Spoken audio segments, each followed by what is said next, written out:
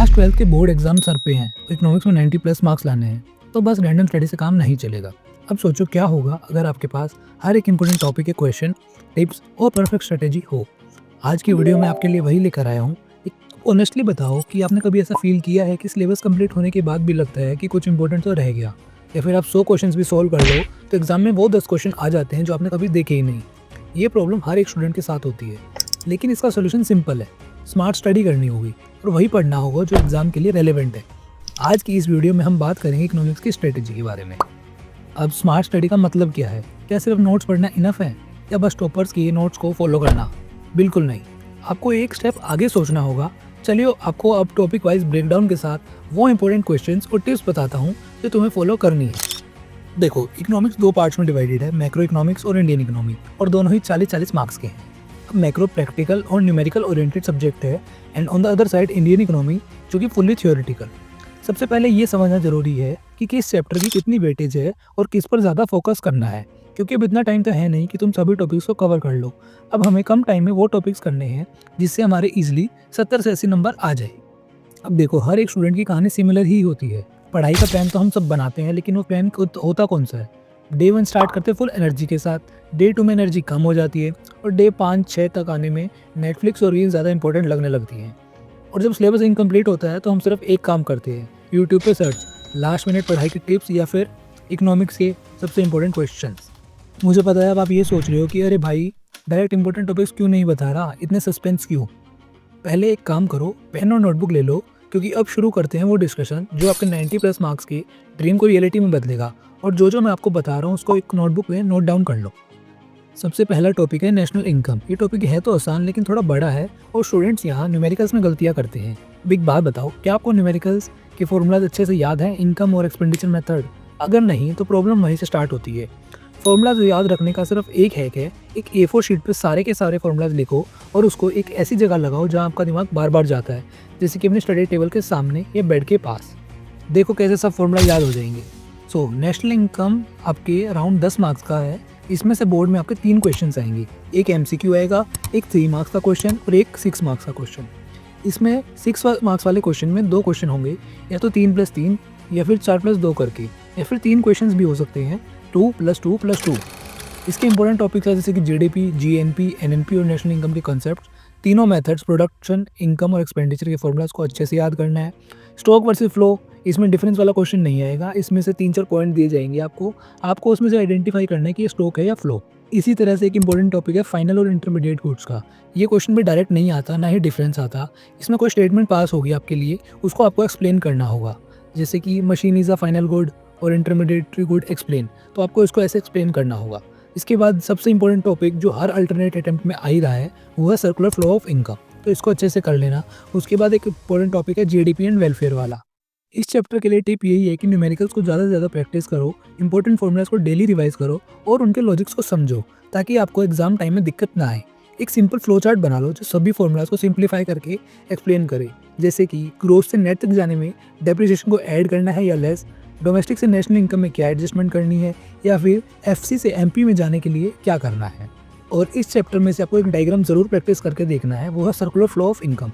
4 sector model वाला आप बना के अच्छे से कर लो तो आपको 2 और 3 सेक्टर वाला अपने आप कवर हो जाएगा। तो अब नेशनल इनकम के बाद बात आती है मनी और बैंकिंग की, जो मैक्रो का सबसे ईजी और स्कोरिंग टॉपिक है। इसका वेटेज अराउंड 6 से 8 मार्क्स का है। वैसे सोचो, मनी इवोल्व कैसे हुआ? पहले बार्टर सिस्टम था जिसमें आपको अपनी 5 बकरी देनी पड़ती थी 1 किलो चावल के लिए। आज सिर्फ एक UPI स्कैन करो और काम खत्म। यही इवोल्यूशन है मनी।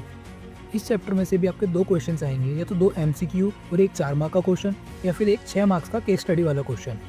6 मार्क्स का जो क्वेश्चन है वो आपका आएगा या तो डिजिटल मनी या इवोल्यूशन ऑफ मनी के हिसाब से। उसके अलावा इस चैप्टर के इंपॉर्टेंट टॉपिक्स हैं मनी के functions, medium of exchange, store of value, unit of account वाले। देन बैंकिंग में से सेंट्रल बैंक और कमर्शियल बैंक के फंक्शंस, RBI के फंक्शंस, CRR SLR का इम्पैक्ट, रियल लाइफ एग्जांपल्स ले लो जैसे repo rate, reverse repo rate, इनका करंट सिनेरियो क्या चल रहा है।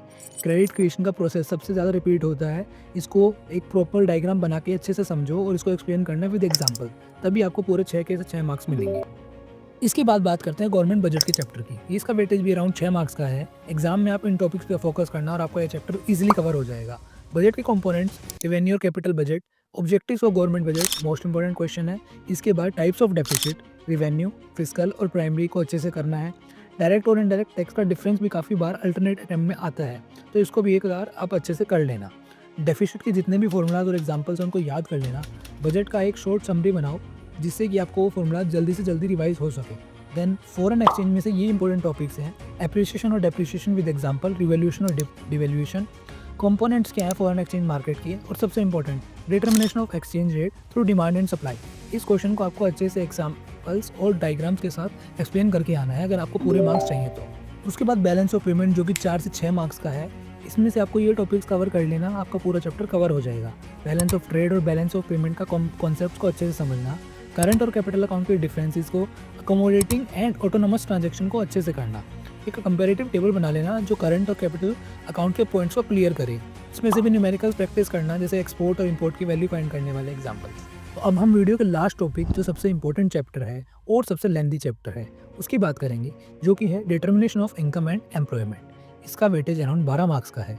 इसमें से 4 तो MCQ और 2 आपके 4 मार्क्स से क्वेश्चन आने के हाई चांसेस हैं।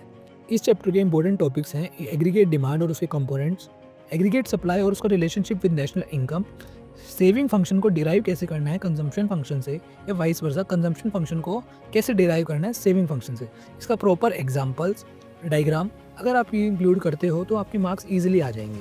उसके बाद कंजम्पशन फंक्शन जो है और न्यूमेरिकल आप एक्सपेक्ट कर सकते हो इन्वेस्टमेंट मल्टीप्लायर से, जो कि सबसे इंपॉर्टेंट है।